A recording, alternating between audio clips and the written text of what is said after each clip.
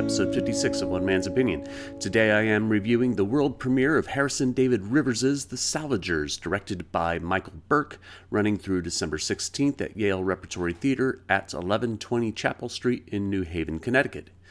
So hey, just wanted to offer you an invitation to join me over on my Patreon page where you can support my channel for as little as $1 a month. Thank you to everyone who already supports my show, and welcome to everyone who visits. I also want to take a moment to make a correction from my previous review, Dreamgirls over at Goodspeed. I mistakenly input James Brown as a member of Motown, and I know he wasn't. It was a mistake on my part in my writing, and I didn't correct it. So yeah, James Brown was never part of Motown, but Jimmy Early is definitely inspired by James Brown. So just a quick correction on that. Anyways, going forward. The Salvagers is a great start for new work, though there are some tonal issues that probably need to be addressed as it matures. At least, I hope it does. The play follows Boseman Salvage Jr., played by Taylor A. Blackman, who has returned from New York City to Chicago, where he now lives with his father, Boseman Salvage Sr., played by Julian Elijah Martinez. Jr. is an aspiring actor and apparently hasn't done too well, having returned home to Chicago. But Chicago is an excellent theater community, maybe second only to New York City, so why not come home and try the craft on a slightly different scale? There are a few things getting in the way of Junior's success, but most of it seems to stem from some sort of mental health issue that I suspect is probably manic depression, but it's never explicitly stated. There is repeated questioning by Boseman Sr. and Junior's mother, Nedra Salvage, played by Toni Martin, as to if Junior has been taking his medication. It's never said explicitly what Junior's mental health issues are, but along with his medication, he is also seeing a therapist. The fact that he was born 8 weeks premature and that he was an unplanned teenage pregnancy, as well as one other item that isn't revealed until much later in the play, may have had significant developmental repercussions as well.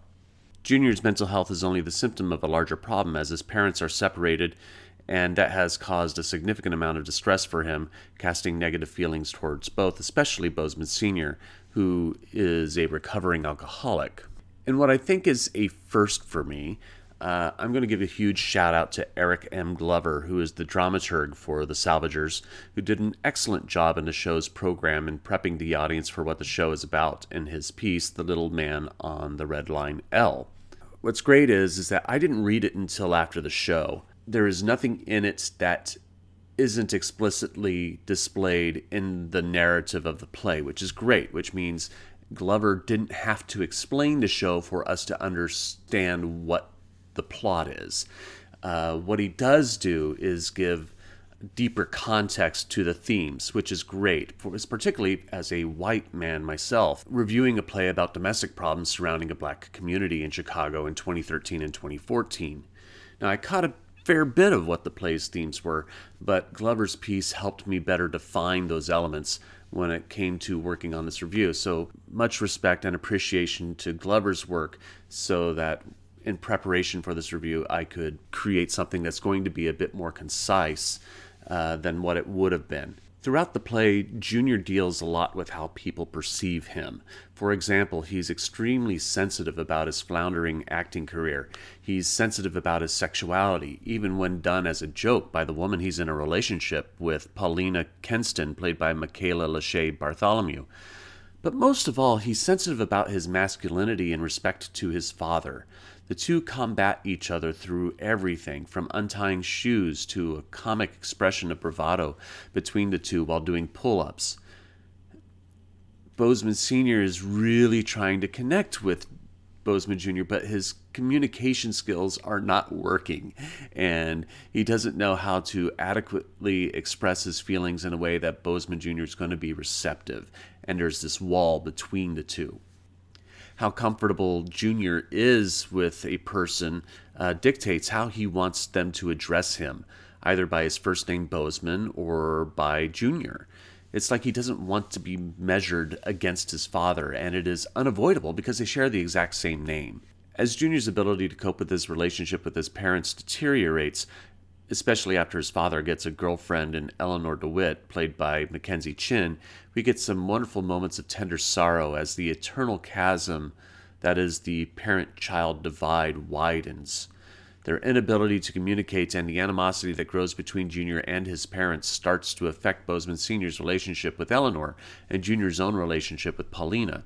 Where the Salvagers falters for me, though, is in the tonal imbalance that permeates much of the second half of the play.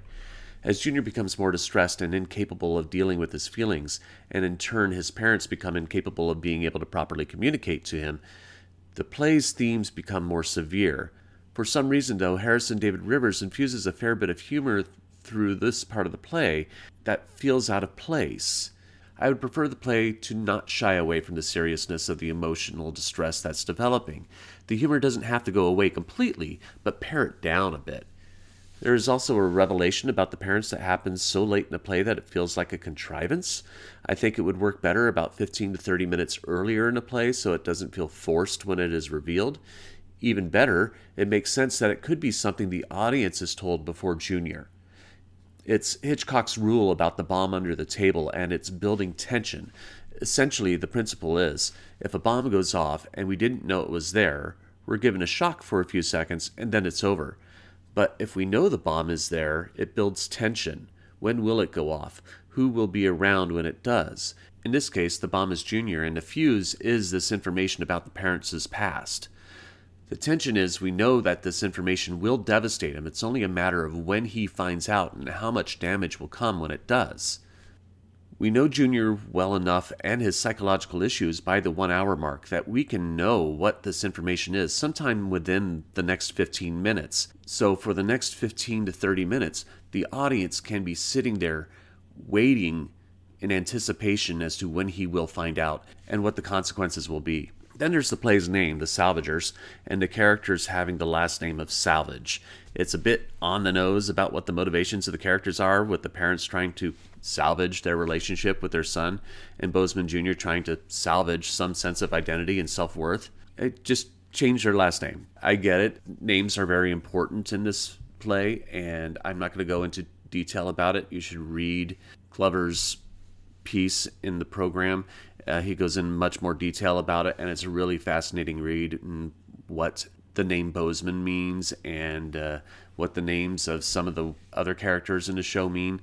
It's a fascinating read, so I'm not going to go into it here, but it helps if you know what these names mean, and it helps elevate the experience of the play.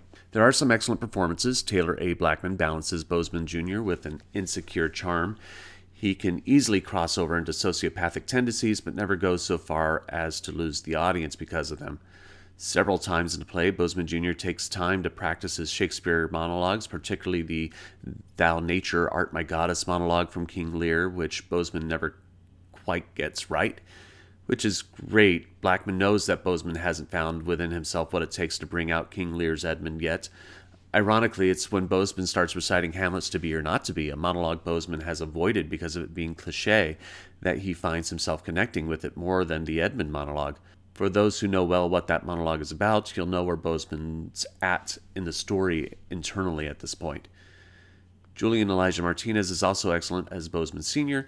He knows when to push that one step too far as a father character to evoke that groan from the audience that says, "Oh, you screwed that talk up, didn't you?" But he didn't push so far that we lose empathy with him. Same with Toni Martin's great performance as Nedra. The two supporting actresses with McKenzie Chin and Michaela Shea Bartholomew also give great turns.